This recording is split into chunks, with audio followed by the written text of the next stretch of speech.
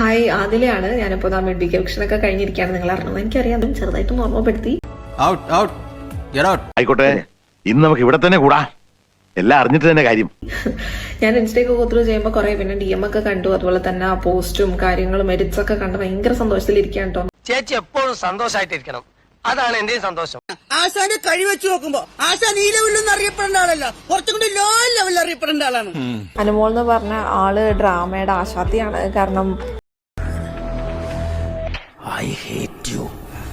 ഏതൊരു സിറ്റുവേഷൻ വന്നാലും അവിടെ പ്രേക്ഷകർക്ക് എന്ത് പിടിക്കും, പ്രേക്ഷകർക്ക് എന്ത് പിടിക്കില്ല എന്ന് നോക്കിയിട്ട് കറക്റ്റ് അവിടെ ഒരു റെസ്പോൺസ് കൊടുത്ത് ഒരു പക്ക ഒരു ആർട്ടിസ്റ്റ്. ഒത്തീർപ്പെന്ന് ഞാൻ പറഞ്ഞെങ്കിലും ഒത്തു വന്നാൽ നിന്നെ ഞാൻ വഹിക്കും.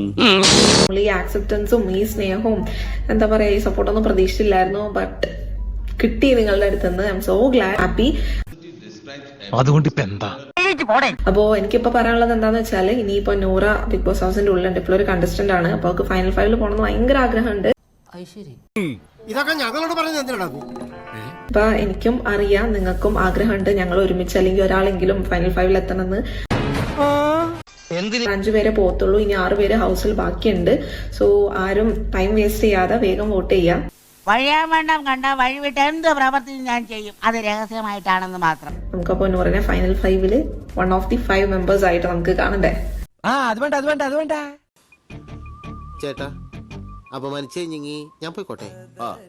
അപമാനത്തിന് തന്നെ അപമാനമാണ് നീ. എന്നാ ഞങ്ങൾ അങ്ങ് ഇറങ്ങട്ടെ. ആയിക്കോട്ടെ.